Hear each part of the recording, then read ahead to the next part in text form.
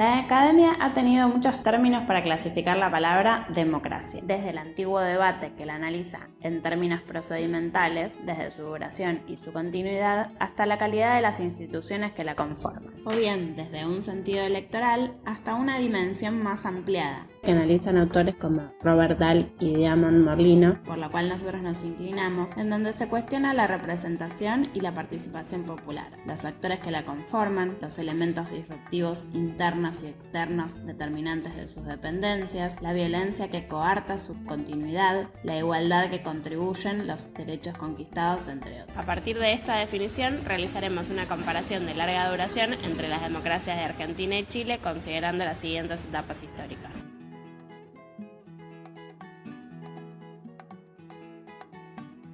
El primer periodo histórico que resaltaremos es el llamado Estado liberal oligárquico en Argentina y República Parlamentaria en Chile. En ambos países, esta etapa se caracterizó por presentar una baja participación popular, una democracia limitada consignada solo a hombres mayores alfabetizados y con alto poder adquisitivo, además de una clara concentración de poder en una reducida élite primaria exportadora ligada a capitales transnacionales. En el caso argentino, se terminaba a fines de 1880 de consolidar la formación del Estado moderno de la mano de Julio Argentino Roca. Se reproducía el trazado de las vías férreas hacia zonas productivas y las campañas militares corrían a las poblaciones indígenas en el sur del territorio en la campaña del desierto. Esto también sucedió en Chile, bajo el nombre de Pacificación de la Araucanía. Los flujos de inmigrantes sumaban mano de obra barata, mientras la educación pública instalaba el castellano como lengua común. Paz y administración era el lema del gobierno. Como en Chile, el ejército debía imponer la paz sobre aquellos sujetos que se resisten. Esta medida trajo aparejada reacción y combatividad de los inmigrantes ocupados en la incipiente industria de granos con ideas de cambio social importadas de Oriente. En Chile se denominó dicho periodo República Parlamentaria, tomado del modelo parlamentario inglés.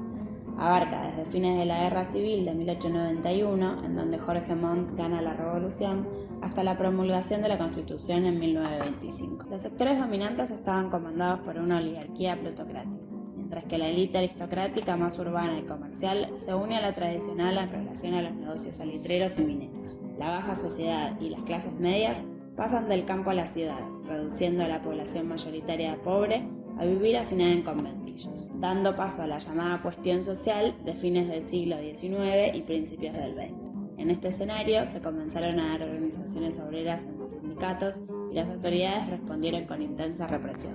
Luego de asumir en 1920, Alessandri propone organizar leyes laborales y sociales, que se ve bloqueado por el Congreso. En 1924 se produce el llamado ruido de sables, reclamando reformas sociales. Por este motivo, un grupo de militares toma el mando y aprueba una serie de leyes reivindicativas.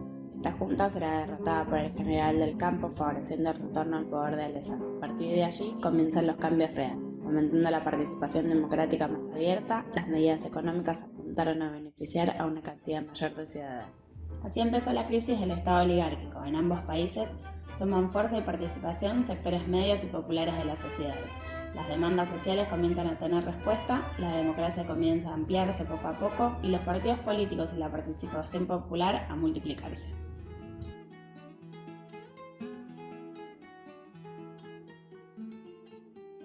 En 1916, en Argentina, a partir de la sanción de la Ley Sáenz Peña, se instauró un sufragio universal, masculino, secreto y obligatorio. La Unión Cívica Radical se impondría en las elecciones presidenciales y los gobiernos de Hipólito Yrigoyen y Marcelo T. del Bear comandaron el país hasta 1930. La situación económica sería crítica durante el periodo de la guerra en Europa y daría paso a un proceso de sustitución de importaciones de emergencia y a distintas protestas sindicales que fueron fuertemente reprimidas por el Estado. Con el fin de la guerra se iniciaría la época de oro y el nacimiento de YPF como petrolera estatal. El golpe de Estado de 1930 daría paso a la vuelta del fraude electoral y de posturas conservadoras. Al mismo tiempo, la Gran Depresión y la Segunda Guerra Mundial provocarían un fuerte impacto en las economías centrales y la necesidad de sustituir importaciones volvería a estar en el centro de la escena económica. Lo que se denominó la década infame duraría hasta el año 1943, momento en el que el gobierno es derrotado por un grupo de oficiales nacionalistas con una participación destacada del posterior presidente Juan Domingo Perón. Por otra parte, en Chile se promulga en 1925 una nueva constitución nacional, dando paso a la llamada República Presidencialista, que separaba a la Iglesia del Estado y daba poder como nunca antes en este país al Poder Ejecutivo. Debido a presiones externas, Alessandri deja el poder amenazado nuevamente. Ibáñez hace que el poder recaiga en él hasta 1927, cuando se convierte en presidente, renunciando en 1931. La larga dependencia económica con capitales extranjeros, tanto ingleses como norteamericanos, hace que la economía entre en recesión por la fuerte crisis del año 1929 a nivel mundial. Este escenario le impide pagar su deuda externa, pasando a la bancarrota. Más de 60.000 obreros de la minería perdieron sus empleos. Las multitudes salieron a las calles con Ibáñez, lejos del poder. Los militares retornaron en 1932. La llamada República Socialista de Chile planteará una nación más justa e inclusiva con el movimiento obrero. El 13 de septiembre de 1932, la Junta es desplazada, la experiencia socialista derrotada y Alessandri será elegido para reorganizar el país. Se transforma en el primer presidente con segundo mandato y se encarga de terminar con el desorden social.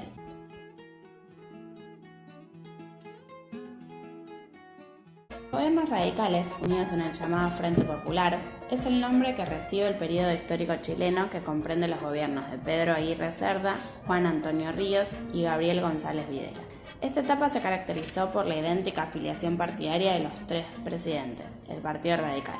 Sus bases eran los postulados de libertad, igualdad, solidaridad, participación y bienestar. Surgió a mediados del siglo XIX como respuesta a los gobiernos liberales conservadores, como forma de representar a la naciente clase media surgida a raíz del desarrollo económico y el crecimiento del Estado. Desde el año 1952 al año 1958 gobernaría Carlos Ibáñez del Campo, quien sería sucedido por tres presidentes constitucionales de tres signos políticos diferentes pero similares entre sí, en lo que se denominó gobierno de los tres tercios, con sectores de derecha, centro e izquierda representada por cada una de las tres corrientes principales, el de Jorge Alessandri, el de Eduardo Frei Montalva y el de Salvador Allende. Las tres elecciones tuvieron una estructura similar en cada corriente, obtuvo cerca del 30% de los votos, de allí el nombre de tres tercios. En la elección presidencial de 1958 se presentaron cuatro candidatos importantes.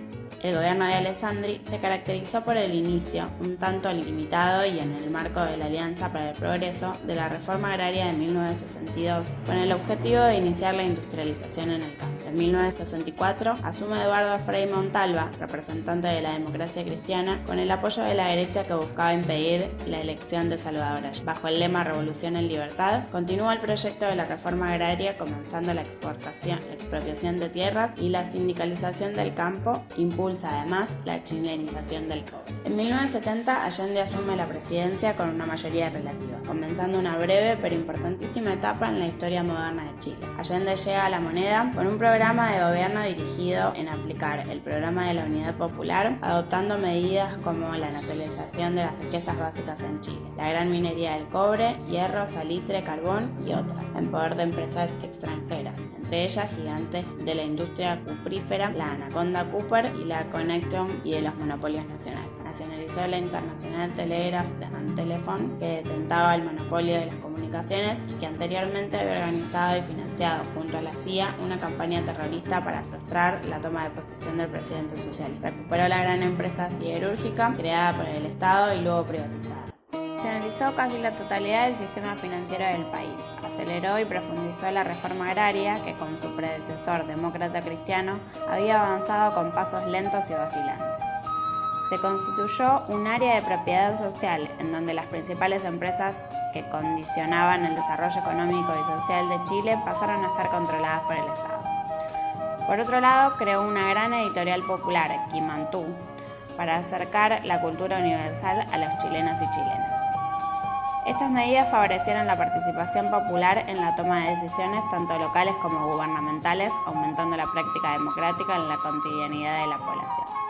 Finalmente, en 1973, un golpe de Estado derrocó al gobierno de Allende y la Unidad Popular, instaurando el régimen militar que duraría 17 años, encabezado por Augusto Pinochet, suprimiendo las expresiones políticas democráticas.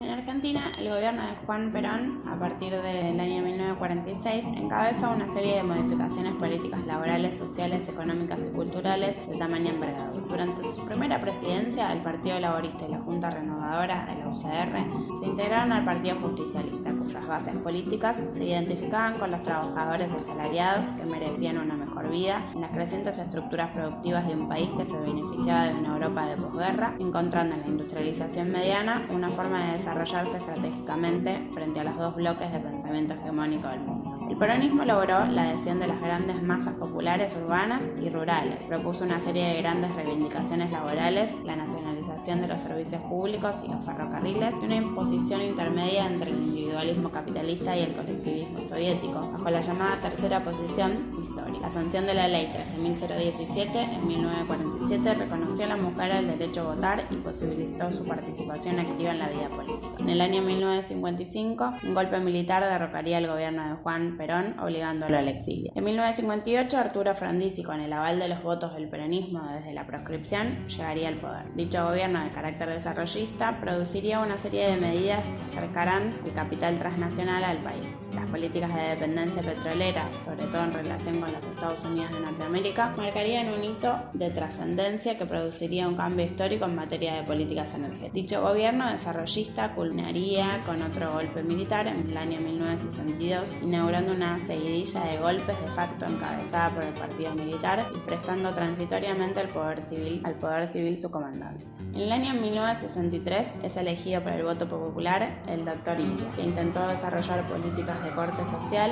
y reivindicatorio de las clases medias, intercediendo ante intereses corporativos. La agotada paciencia del ejército argentino lo depuso en el año 1966. A pesar de las continuas interrupciones democráticas, consideramos este periodo como el de mayor libertades democráticas en ambos países. El nivel de participación popular fue claramente el más alto de la historia. Los niveles de igualdad social llegaron a máximos históricos, la violencia en los momentos democráticos fue menor y la dependencia económica se redujo durante los gobiernos populares, aunque sin menores inconvenientes.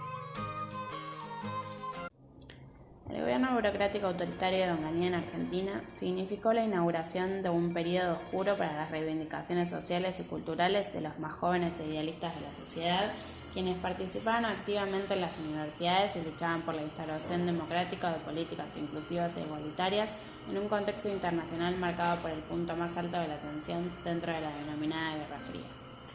En el año 1973, tras su regreso al país, el presidente Perón es elegido por el voto popular. Tras su muerte, asume con baja capacidad de gestión María Estela Martínez de Perón. La crisis económica, la mala situación social y las presiones cívico-militares ahogarían al gobierno constitucional, el cual sería finalizado por el último golpe militar de la historia, el más sanguinario y cruel que sufriera el país. El año 1976 marcaría el comienzo de la etapa más oscura nunca antes vivido por el pueblo argentino. Las dictaduras institucionales de las Fuerzas Armadas, tanto en Chile como en Argentina, marcaron la época más oscura de los dos países. A fuerza de represión del pueblo y persecución de las identidades políticas populares, se instaló el modelo económico neoliberal. Mediante fuertes reformas estructurales avasallaron los derechos conseguidos por las mayorías.